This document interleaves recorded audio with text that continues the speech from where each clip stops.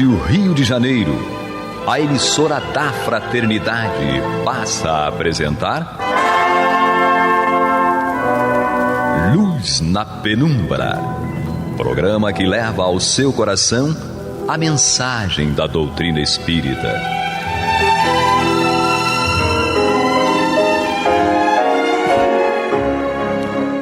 E com vocês, André Afonso Monteiro, para o estudo do livro A Gênese, da obra codificada por Allan Kardec.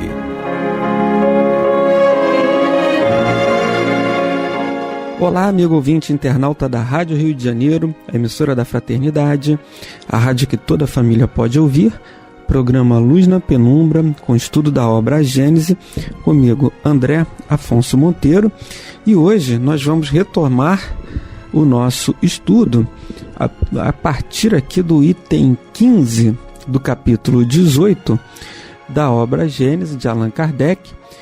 O capítulo 18, os tempos são chegados, os sinais dos tempos, o item 15 aqui.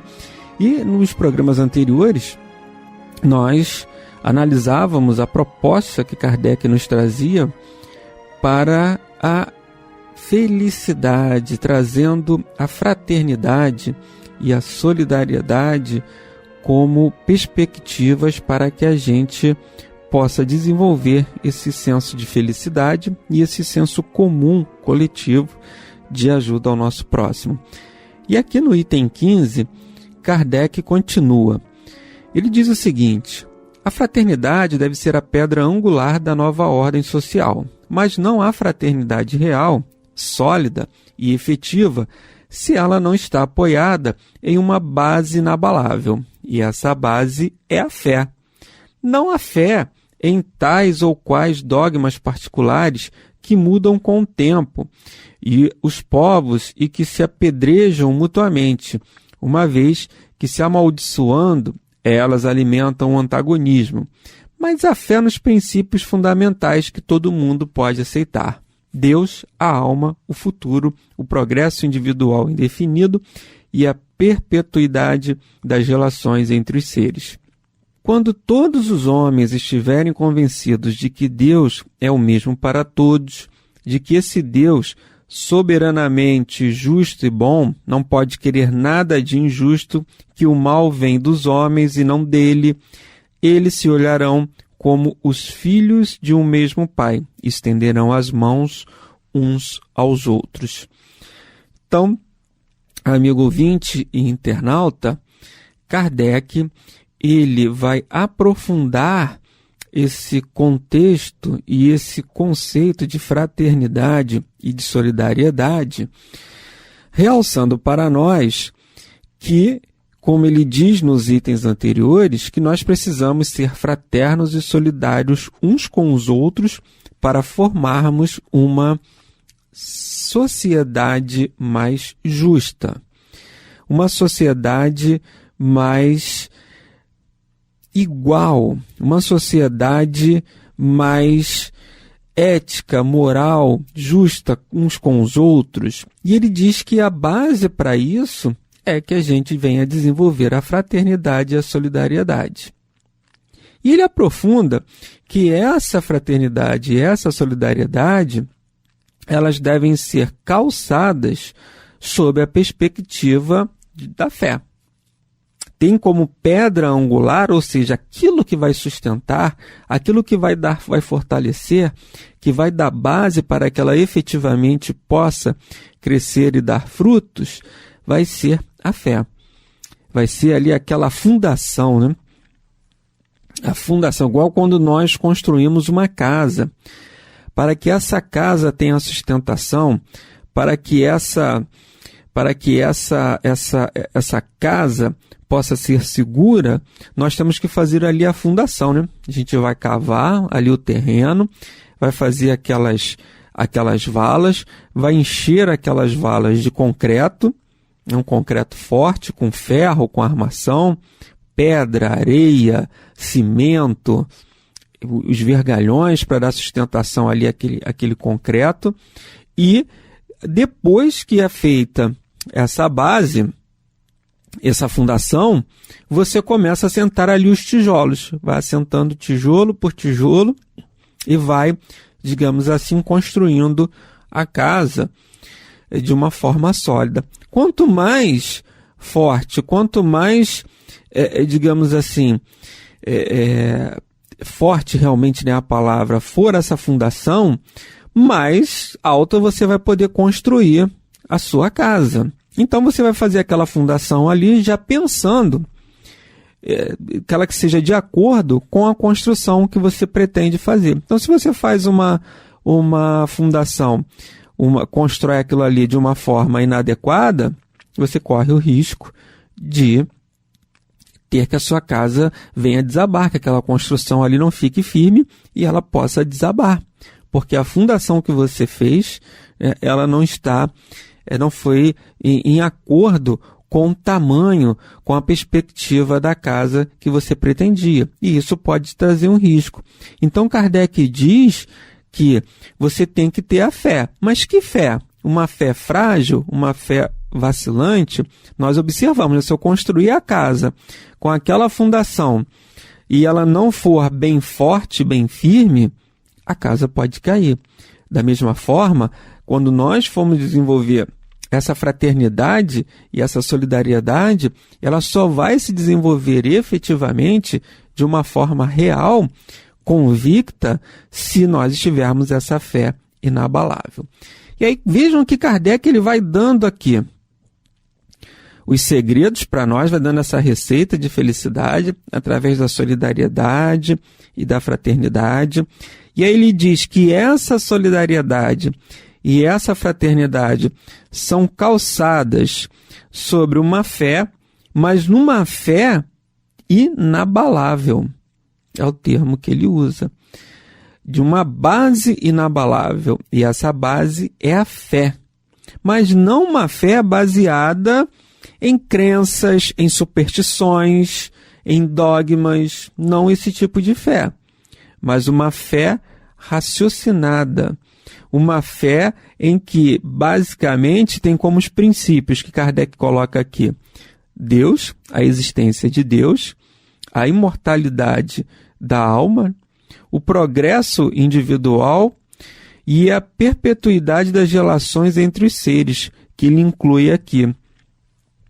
Perpetuidade das relações entre os seres, que é uma consequência lógica da imortalidade da alma, da lei de ação e reação e da lei de reencarnação. Então ele coloca Deus, imortalidade da alma, lei de ação e reação, essas são princípios subsidiários, né? Que ele coloca aqui. Ele fala do futuro, imortalidade da alma, ponto de vista futuro, que está lá em O Evangelho segundo o Espiritismo.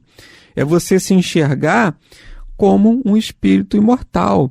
E ele vem falando de um Deus, mas nós, fugindo também dessa característica, dessa conceituação que nós temos de Deus, um Deus um tanto quanto...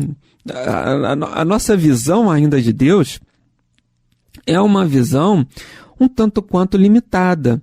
Porque quando a gente imagina Deus, e é interessante até, amigo ouvinte, internauta, que hoje, me dirigindo aqui para a Rádio Rio de Janeiro, eu acabei utilizando de um táxi, né, porque eu tive um problema com o meu carro, e aí o carro está no mecânico, e precisa ali fazer na verdade com lanterneiro, né, ou funileiro, dependendo do estado que você esteja nos ouvindo, nos assistindo, em que ele precisa fazer ali um reparo em uma das portas. E o que acontece? Então nós vínhamos conversando em determinado assunto com o taxista, e ele colocou, mas a gente tem uma visão de Deus, né, que Deus vai nos dar, que Deus vai nos prover, que Deus vai nos ajudar. E é interessante que ele se utilizou até de uma passagem bíblica, né, que ele falou assim, mas Deus, lá na Bíblia está dizendo, lá em um Evangelho, que você tem que buscar, você tem que ir atrás.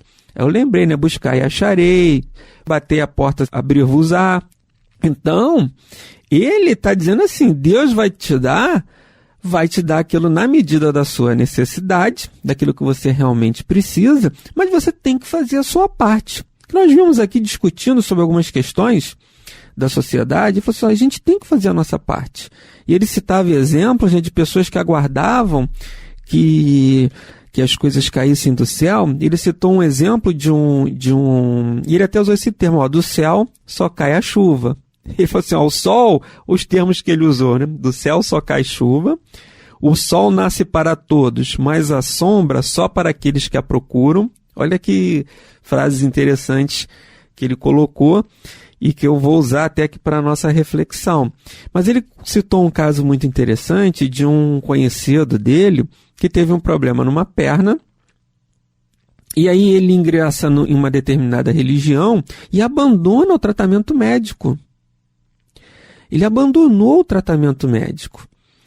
E ele achava que só através da religião ele ia ficar curado, porque ele ficou meio que, digamos assim, fascinado, tinha uma visão incorreta, uma percepção e uma compreensão dos atributos de Deus imprecisos e incorretos, porque ele achava que pelo fato dele ingressar na igreja e fazer aquela adoração, ele ia ser curado. E ele inclusive abandona o tratamento médico para não, só Deus vai me ajudar. E o taxista e o motorista ele utilizou desse termo. Ele não entendeu que Deus vai aí ajudar ele através do médico. Olha que interessante, ele ainda citou aquela, uma historinha, uma fábula que corria, né, correu muito pela internet, em que um rapaz estava naufragado, estava em alto mar, era um náufrago, né, e ele pedindo a Deus para que não se afogasse, para que fosse ajudado. Aí Deus mandou uma pessoa com um barco, ele recusou. Deus foi mandou uma hipótese, até uma possibilidade atrás da outra para que ele fosse ajudado. E ele não, porque eu não estou esperando Deus me ajudar. E ele desencarna. Quando ele chega lá no céu, Deus, mas eu te pedi, você não me ajudou. Eu falei assim, como não? Te mandei o rapaz no barco, te mandei as outras situações, e você não se agarrou a nenhuma delas. Então, e aí ele coloca, né, o motorista, veja, ele ficou esperando ali a ação de Deus, mas de uma forma cega, irracional. E aí o que aconteceu? Abandonou o tratamento médico e ele veio a desencarnar. A gente não sabe, ele não usou esse termo, né? Morreu, nem perguntei qual era a religião dele, mas ele conhecia a Rádio Rio de Janeiro, porque quando ele falou, você vai para a Rádio Rio de Janeiro? Eu falei, vou. Ele era daqui da ilha, né? Ele é daqui da ilha, e ele tinha morado aqui muitos anos na ilha, então conhecia até a Rádio Rio de Janeiro. Mas a gente ficou conversando ali, eu acabei me distraindo de fazer essa pergunta, qual era a religião, se ele conhecia a rádio, enfim. Mas, amigos ouvintes, nós estamos fazendo o estudo da obra Gênesis, no capítulo 18, os tempos são chegados, sinais dos tempos, no item 15. Então, voltando aqui ao nosso amigo taxista, vejam que a compreensão que ele tinha de Deus é uma compreensão mais adequada. É aquela que Deus vai te ajudar, mas que você precisa fazer a tua parte. Ele até citou o termo, né, merecimento. Você tem que merecer, você tem que fazer por onde. Você tem que buscar o auxílio e o socorro. E muitas vezes essa nossa compreensão de Deus ainda está realmente nessa de que Deus vai prover tudo. Eu lembro também de uma amiga minha psicóloga, ela já até desencarnou, ela se dirigiu até uma instituição, uma associação de uma obra social, não era uma obra social ligada a alguma casa espírita, não era. Ela tinha uma religião própria, né? E ela foi oferecer ali, porque eles trabalhavam com jovens, tentando recuperar aquelas pessoas, retirar dos vícios, das ruas. Ele cedia ali a moradia, a alimentação, mas eles tinham que trabalhar também, né? Eles tinham que buscar recursos para que a própria casa se autossustentasse. E essa amiga psicóloga, ela foi oferecer ajuda no sentido de, vamos fazer aqui um trabalho psicológico com todos eles, eu me proponho aqui a vir uma vez por semana para ajudar, para auxiliar de forma não onerosa, gratuita. Não precisa, só a Bíblia vai resolver aqui a nossa questão, só preciso da Bíblia. Então vocês vejam que Deus vai atuar também, não só através do ensino propriamente dito dos textos evangélicos, mas Deus, ele está em tudo, né? Onipresença, um dos atributos, onipresença e onipotente. Deus, inteligência suprema, força soberanamente boa e justa. E Ele está em tudo e em todos. Então Deus ele vai nos auxiliar, às vezes, com aquela pessoa que você menos ali acharia que poderia vir essa ajuda. Mas talvez seja ela que vai te ajudar. Há uma frase também que era muito contada pelo nosso saudoso Gerson Simões Monteiro. Inclusive já fizemos alguns debates utilizando essa entrevista dele, né, que ele concedeu. E eu tenho essa entrevista até hoje, né, ele me deu lá, eu guardei com muito carinho e também faço muitos estudos com essa entrevista, porque ele fala sobre Deus, a imanência de Deus. E é interessante que ele conta uma fábula em que um sábio indiano estava conversando ali com seu aprendiz, falando justamente sobre Deus. E esse sábio informava para aquele companheiro, Deus está em tudo. Ele perguntava, Deus está em tudo? O aprendiz, o sábio confirmava, Deus está em tudo e em todos. E aí eles terminam aquela conversação, o sábio se dirige ao seu local de origem, o aprendiz também, e quando eles se afastam, eles escutam um barulho, assim, um barulho de atropelamento, né? E ele volta para ver o que tinha acontecido, e ele vê que um elefante, um paquiderme, um elefante, tinha abalroado aquele aprendiz. Ele escutou uma gritaria tipo, sai da frente, foi isso até que o alertou para que ele voltasse. E quando ele chega no local, ele verifica que um elefante tinha atropelado, abalroado o aprendiz. E ele falou assim, mas fulano, por que você não saiu da frente da trilha do elefante? Porque eu escutei alguém gritando, sai da frente. E o aprendiz respondeu para ele o seguinte, mas mestre, o senhor não disse que Deus está em tudo? Se Deus está em tudo, ele está no elefante, ele vai fazer o elefante parar. E aí o mestre disse, eu falei para você que ele está em tudo, inclusive no rapaz que gritou para você sair da frente do elefante desembestado, né? E aí, ou seja, a nossa concepção é de que Deus está em tudo, mas que não há um automatismo, vai parar o elefante para não ser atropelado, ele vai te dar uma outra forma de socorrer, como o rapaz que estava se afogando, ele vai tirar meio que magicamente, né, sobrenaturalmente ali do mar e da água e colocar em terra firme. Não, ele vai enviar uma forma de socorro, vai inspirar alguém que chegue até aquele local para ajudar aquele companheiro que está ali em situação de perigo, e nós também somos assim no dia a dia.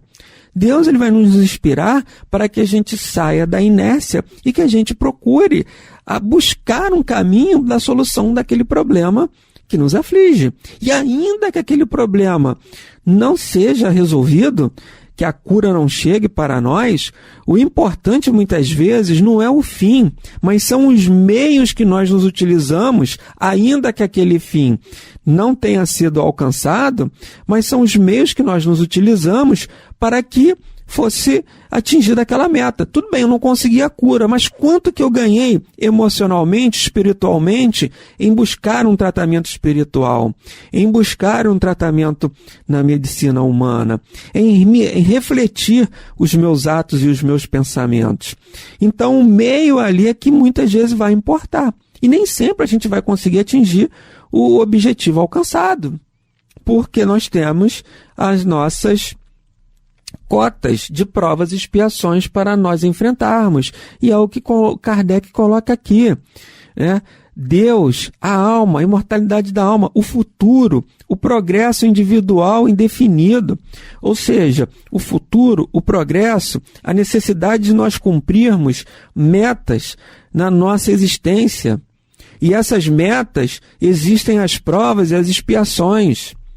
São aquelas experiências do dia a dia que vão fazer com que a gente cresça, evolua, tanto do ponto de vista intelectual, mas principalmente do ponto de vista moral, e acima de tudo, que a gente repare os nossos equívocos de existências passadas.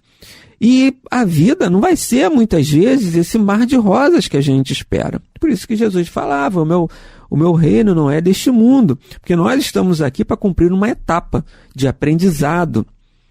de reparação. E as experiências serão experiências não de sofrimento, porque o sofrimento é uma opção nossa, mas de sacrifício, de exercitar a fé. Vamos ter momentos de dor? Vamos ter, mas o sofrimento é uma opção nossa. E você acusar aquele golpe e ficar ali muitas vezes perdido naquela situação de desespero, de insegurança. Então, Kardec vem trazendo isso. A solidariedade e a fraternidade são calçadas em uma fé inabalável. Eu sei que eu estou passando por um problema difícil, mas eu sou um espírito imortal, eu sou filho de Deus, eu vou passar por isso. É temporário, é momentâneo, é uma única existência que nós estamos considerando como se fosse toda a nossa vida. Os espíritos dão esses exemplos na literatura, que uma reencarnação é um pingo no oceano. A gente lhe dar essa noção, tendo em vista a imortalidade da alma. Se nós não conseguimos concretizar um objetivo, um sonho nessa existência, eu não consegui casar, ou eu não consegui ter filhos, ou eu não consegui me realizar nessa profissão. Nós não sabemos qual o contexto de cada um da sua programação espiritual para não ter realizado esse sonho. Eu tenho muita dificuldade financeira. Mas e numa próxima existência? Será que vai ser eternamente, imortalmente, né? Eterno não, porque eterno é só Deus, mas durante toda a nossa existência mortal, a gente vai ter sempre esse mesmo problema? Não. Numa outra existência, dependendo da forma como nós atuamos, como nós soubemos passar por essa prova, por essa expiação, numa próxima existência pode ser que não tenha mais essa necessidade. Vamos ter que resolver outras questões. Ou vamos desfrutar de um alívio, de uma existência mais tranquila. Então, tudo depende da fé que nós temos no futuro. E aí Kardec finaliza, né? Continua, aliás. Essa é a fé que o Espiritismo proporciona e que, doravante, será o eixo em torno do qual se moverá o gênero humano. Quaisquer que sejam o seu modo de adoração e as suas crenças particulares, que o Espiritismo respeita, mas dos quais não pode se ocupar. Somente a fé inabalável, né? Não essa fé cega. É isso que Kardec traz aqui. E aí ele finaliza, né? Como um tal pensamento, onde estão realmente os direitos e os deveres? Qual é o objetivo do progresso? Somente essa fé consegue fazer o homem sentir sua dignidade e pela perpetuidade e adiantamento de seu ser, não em um futuro mesquinho e circunscrito à personalidade, mas grandioso e esplêndido, esse pensamento o eleva acima da terra. Ele se sente crescer pensando que tem o seu papel no universo e que esse universo é o seu domínio, que ele poderá percorrer um dia e que a morte não fará dele uma nulidade ou um ser inútil a ele mesmo e aos outros. Então vejam como é que Kardec finaliza, amigo ouvinte internauta. Ele vai dizer que esse pensamento, essa fé no futuro, a imortalidade da alma, e com essa progressão individual de cada um e ao mesmo ponto coletiva, ele vai falar o seguinte, tínhamos até aquela brincadeira, né? O céu é o limite. Na verdade não tem limite. A gente dizia essa frase, o céu é o limite.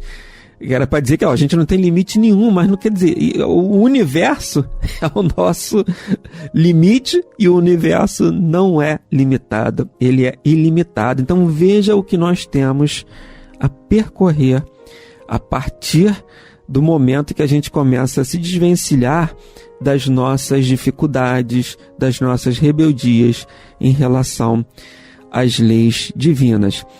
Mas, amigos ouvintes, nós estamos chegando ao final ao programa de hoje, que nós possamos refletir nessa compreensão, nessa visão, o que nós entendemos e como nós enxergamos a Deus e a ação de Deus em nossas vidas. Não esse Deus que vai atender a todo e a qualquer pedido nosso, mas um Deus que vai dar aquilo que efetivamente a gente precisa. Até a próxima semana, se Deus quiser, e muita paz em nossos corações.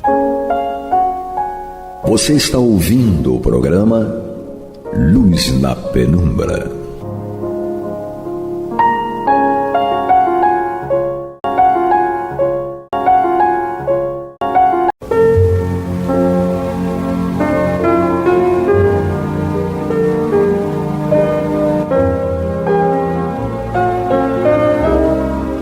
Rádio Rio de Janeiro está levando ao seu lar e ao seu coração a mensagem consoladora da doutrina espírita, através do programa Luz na Penumbra.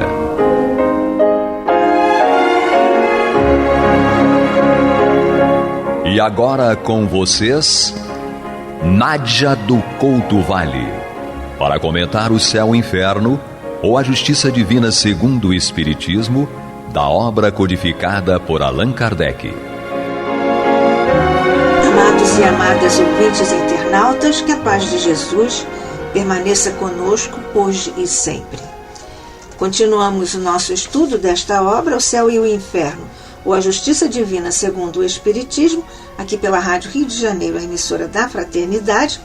Estudando, portanto, esta obra, estamos já na segunda parte, no capítulo 6º, no qual o nosso querido codificador Allan Kardec nos apresenta a trajetória, os ascendentes e as consequências das opções e dos comportamentos, das escolhas, enfim, da história, da biografia dos espíritos por ele próprio Kardec classificados como criminosos arrependidos. Nós hoje damos início a mais um estudo de mais um espírito classificado dessa maneira por Kardec, um depoimento muito pungente, muito rico de ensinamentos para todos nós, porque trata-se de uma condenação, portanto, da pena de morte.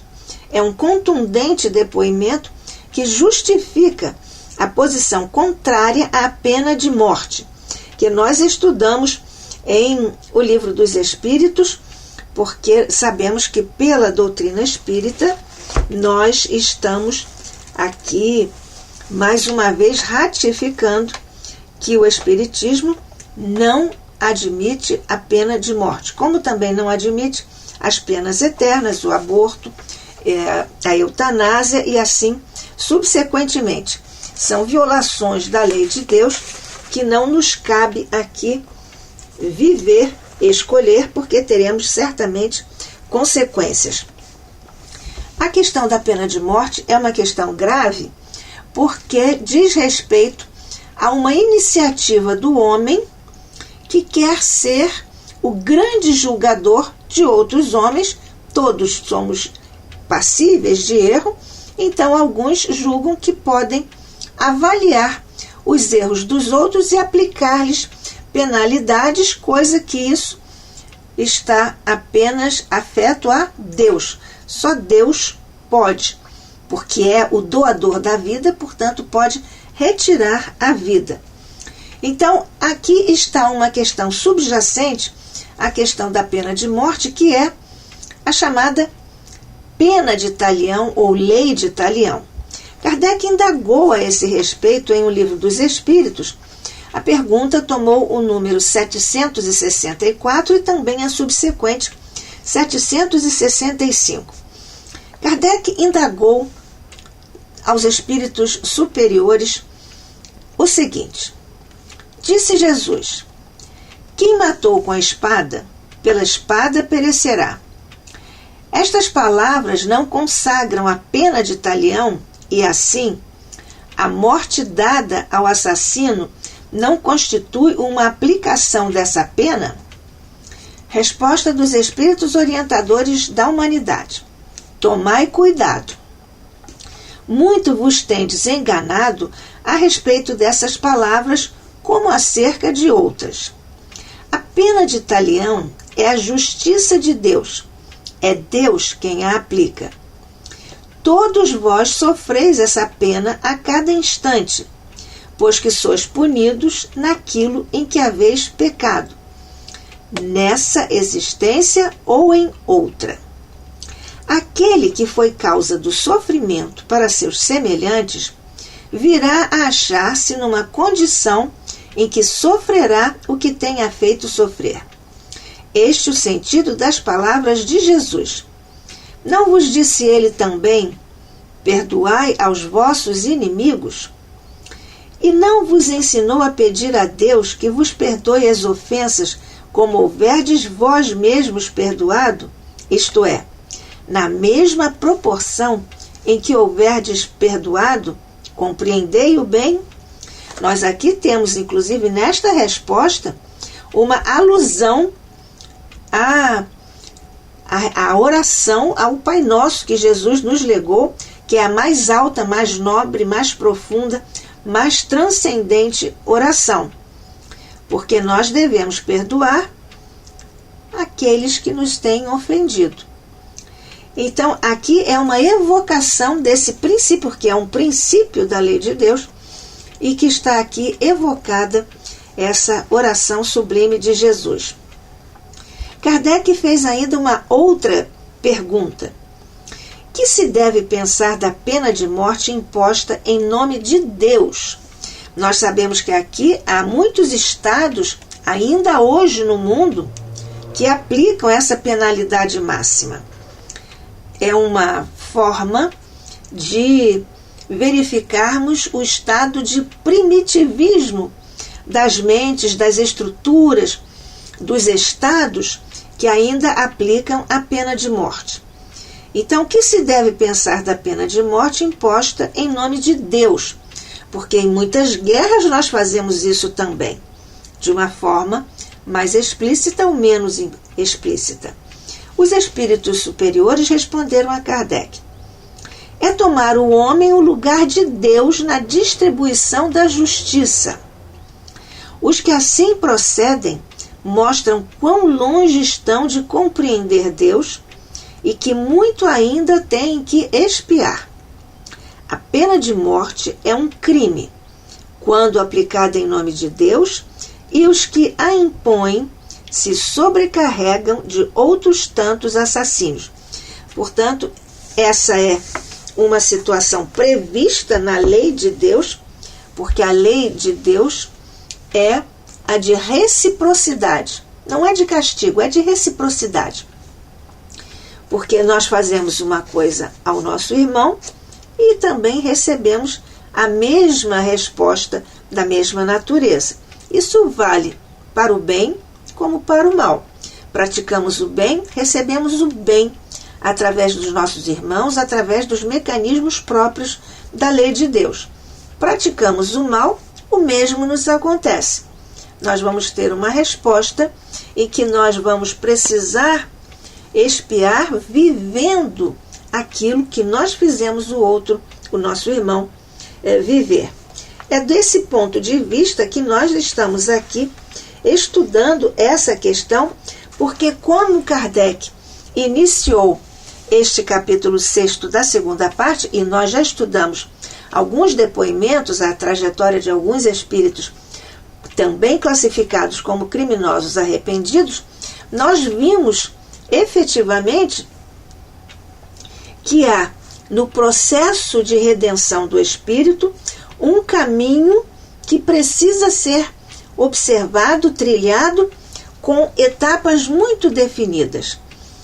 Os criminosos ou quaisquer outras violações à lei de Deus que os seres, as criaturas, os homens tenham praticado, demandam então essas questões para a retificação, para a corrigenda. Primeiro o remorso, depois o arrependimento e depois a corrigenda, o conserto através da reencarnação. É exatamente o que acontece aqui, nós já vimos nos depoimentos anteriores. Neste que nós iniciamos agora, também está a questão do arrependimento. Ela é tão importante que nós voltamos a ela. Em O Livro dos Espíritos, Kardec também se dedicou a esta magna questão. Perguntas 990 em O Livro dos Espíritos e subsequentes. O arrependimento, indaga Kardec, se dá no estado corporal ou no estado espiritual? Respondem os espíritos superiores, no estado espiritual. Mas também pode ocorrer no estado corporal, quando bem compreendeis a diferença entre o bem e o mal. Qual a consequência do arrependimento no estado espiritual? Desejar o arrependido uma nova encarnação para se purificar. O espírito compreende as imperfeições que o privam de ser feliz e por isso aspira a uma nova existência em que possa expiar suas faltas. Kardec continua agora a pergunta 991. Qual a consequência do arrependimento no estado espiritual? Resposta dos espíritos orientadores da humanidade. Desejar o arrependido uma nova encarnação para se purificar. O espírito compreende as imperfeições que o privam de ser feliz e por isso aspira a uma nova existência em que possa expiar suas faltas. Estamos aqui repetindo este tópico, esta pergunta e esta resposta, porque é exatamente o que já tem ocorrido e nós estudamos com os espíritos criminosos arrependidos, que nós já estudamos, e também vai ocorrer com o depoimento do espírito que nós iniciamos juntos hoje aqui nesse tópico. Kardec pergunta, agora é o número 993. Não há homens que só têm o instinto do mal e são inacessíveis ao arrependimento? Nós já vimos esta questão que está posta aqui no depoimento anterior, o espírito de Castelnaudary, um espírito absolutamente cruel, que tinha tido encarnação entre as tribos mais ferozes do planeta e tinha vindo de um planeta inferior. Então ele também se arrependeu. É o que vai também acontecer ao nosso Jacques Latour, que é o espírito que nós estudamos aqui juntos, hoje iniciando esse estudo desse depoimento, juntos pela Rádio Rio de Janeiro, a emissora da Fraternidade.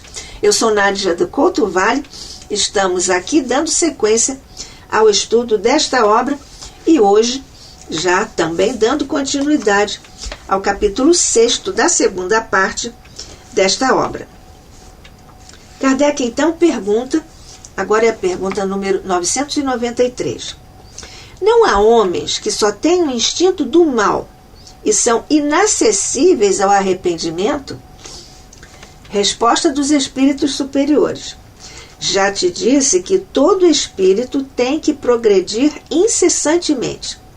Aquele que nesta vida só tem o instinto do mal, terá noutra o do bem. E é para isso que renasce muitas vezes, pois preciso é que todos progridam e atinjam a meta. A diferença está somente em que uns gastam mais tempo do que outros, porque assim o querem. Aquele que só tem o instinto do bem já se purificou, visto que talvez tenha tido o do mal em anterior existência. Aqui nós vemos na resposta dos espíritos orientadores da humanidade também subjacente a questão do evolucionismo, quando ele diz que o espírito que hoje já se purificou pode muito bem já ter tido, e provavelmente já deve mesmo ter tido, inclusive nós, o instinto do mal. Mas nós vamos nos melhorando, porque esse é o princípio do evolucionismo. Nós transitamos de formas, sentimentos, emoções, ideias mais grosseiras para mais sutis. Transitamos do feio para o belo, do mal para o bem, da sombra para a luz. Então é nesse sentido que os espíritos aqui dizem que essa diferença também está no fato de que alguns espíritos demoram mais tempo do que outros, porque assim o querem. Aqui está a questão do livre-arbítrio, porque nós temos a possibilidade de escolher sempre para evoluirmos. E alguns espíritos, quem sabe nós mesmos, no passado ou mesmo aqui agora no presente, estamos fazendo escolhas para permanecermos no erro, ou pelo menos nos permanecermos sem desejarmos a superação dos nossos defeitos. E é por isso que uns espíritos evoluem mais rapidamente do que os outros, porque assim o querem, ou seja, porque assim usam do seu livre-arbítrio e não se importam ou não se detêm ou não se programam para vencer os próprios desafios que nós sabemos. Os nossos grandes inimigos estão dentro de nós mesmos, porque são as nossas paixões negativas, grosseiras, e é contra esses vícios que nós precisamos lutar para podermos vencer a nós mesmos, porque este é o grande desafio e é a grande proposta de todos nós na trilha evolutiva. Isso tudo sob os auspícios e o acompanhamento amoroso da lei de Deus. Estamos tecendo esses comentários iniciais que são básicos para a filosofia espírita, porque estamos dando início aqui ao depoimento dado no dia 13 de setembro de 1864 em Bruxelas. Kardec estava presente a essa reunião, uma reunião íntima com cerca de 7 ou 8 pessoas, e ele assistindo a essa reunião, lá durante essa atividade, pediu-se a um médium que tomasse do lápis sem qualquer evocação especial. E aconteceu que esse espírito Jacques Latour tomou do lápis. O médium então demonstrou extraordinária agitação, porque fazia gestos, às vezes até de desespero, em função do sofrimento, desespero pelo sofrimento. A fisionomia acompanhava a palavra, porque ele escreveu com caracteres, com letras muito grossas, e então também a fisionomia tinha essa marca de sentimento ou de emoção grosseira. Então, o espírito, através do médium, naturalmente, rasgou o papel e exclamou: arrependo-me, arrependo-me, Latour. Acabamos de ver o arrependimento. E ele está no plano espiritual. Por isso nós vimos aqui aquela pergunta sobre o tema em O Livro dos Espíritos. Então ele se arrependeu. Mas nesse momento acontece uma questão ou uma ação muito interessante. É que o espírito transitou da psicografia, lembramos que ele estava com o lápis e rasgou o papel, para a psicofonia. Transitou de uma para outra modalidade mediúnica. Mas acontece que esse espírito que tomou o lápis e assumiu então a comunicação, não tinha sido evocado. Ninguém tinha pensado nesse espírito, cuja morte até então era ignorada por uma parte dos assistentes. Interessante nós vermos isso, porque isso foi uma identificação pelo espírito do médium. Então, quando ele transitou da psicografia para a psicofonia, a voz do médium assumiu um tom compungido. E o espírito Jacques Latour, então, fez súplicas veementes que comoveram os presentes. Alguns dos presentes ficaram aterrorizados com a superexcitação do médium. Mas isto aconteceu, e nós estamos vendo em Bruxelas, Kardec presente, e então, depois dessas palavras que foram ditas para reconfortar e envolver o espírito Jacques Latour, foram palavras de reconforto e de comiseração. E ele então respondeu a Kardec, porque foi-lhe perguntado, então, que motivo vos levou a manifestar-vos aqui, de preferência a outro lugar, quando não vos evocamos? E Jacques Latour, pela psicofonia, de viva voz, respondeu: vi que, almas compassivas, teríeis piedade de mim, ao passo que outros ou me evocavam mais por curiosidade que por caridade, ou de mim se afastavam horrorizados. Depois começou por uma cena indescritível que não durou mais de meia hora. O médium, diz Kardec, juntando os gestos e a expressão da fisionomia à palavra, deixava patente a identificação do espírito com a sua pessoa. Às vezes, esses gestos de cruel desespero desenhavam vivamente o seu sofrimento.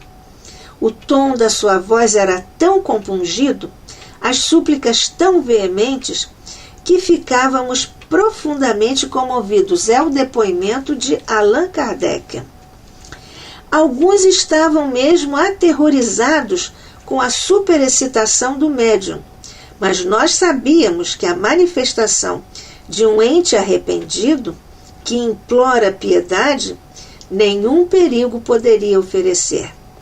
Se ele buscou os órgãos do médium, é que melhor desejava patentear a sua situação, a fim de que mais nos interessássemos pela sua sorte, e não como os espíritos obsessores e possessores que visam apoderar-se dos médiuns para os dominarem. Tal manifestação lhe fora talvez permitida não só em benefício próprio, como também para a edificação dos circunstantes. Nós estamos aqui falando do espírito Jacques Latour, assassino condenado pelo júri de Foix e executado em setembro de 1864. E nós vemos que ele foi executado em setembro de 1864, anterior ao dia 13, porque no dia 13 de setembro deste mesmo ano de 1864 é que ele compareceu àquela reunião a que Kardec estava presente lá em Bruxelas. Então aqui está essa resposta que o médium dá e que Kardec aqui acrescenta. E então continua Kardec: ei-lo a exclamar: ó sim, piedade, muito necessito dela. Não sabeis o que sofro? Não o sabeis e não podereis compreendê-lo. É horrível. A guilhotina. Que vale a guilhotina comparada a este sofrimento de agora? Aqui nós vemos mais uma questão muito importante. A guilhotina, evidentemente, é um sofrimento físico. Mas ele aqui diz que, apesar de ser horrível a guilhotina, ele diz que está em um sofrimento maior, que é o sofrimento que ele diz daquele momento, que é o sofrimento moral. Ele diz: é horrível a guilhotina. Que vale a guilhotina comparada a este sofrimento de agora? Nada. Ele diz que a guilhotina, o sofrimento físico, não representa nada diante do sofrimento moral que ele estava já ali vivendo. E ele diz: é um instante, referindo-se à guilhotina. Este fogo que me devora, sim, é pior, porque é uma morte contínua, sem tréguas nem repouso, sem fim. E as minhas vítimas ali estão ao redor, a mostrar-me os ferimentos, a perseguir-me com os seus olhares. Essa é uma forma de os espíritos malévolos têm aqui que aceitar e cumprir, porque eles veem as suas vítimas. É uma forma de a lei mostrar a eles a dimensão do mal que praticaram e uma forma também de dulcificarem, apesar de ser com sofrimento, mas de dulcificarem o seu coração e chegarem ao remorso, ao arrependimento e depois, consequentemente, ao desejo de reparação. Este depoimento é rico para nossas aprendizagens, nossos estudos, e vamos continuar com ele em nosso próximo encontro. aqui pela Rádio Rio de Janeiro, a emissora da Fraternidade, no programa Luz na Penumbra, estudando esta obra, O Céu e o Inferno, ou A Justiça Divina segundo o Espiritismo. Que a paz de Deus, que o manto de Jesus possam descer por sobre todos os nossos irmãos que enveredaram pelo caminho do crime. A paz de Jesus e o manto de Maria, por sobre eles e por sobre todos nós.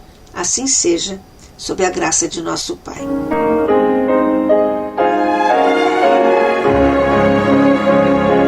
E vamos ouvir agora a prece de encerramento de nosso programa, na voz de Geraldo de Aquino. Jesus, dá-nos coragem para a luta, piedade para os insultos e misericórdia para as injustiças e ingratidões. Limpa nossa alma de inveja e ambições mesquinhas, de ódio e de vingança o nosso caminho. Que assim seja.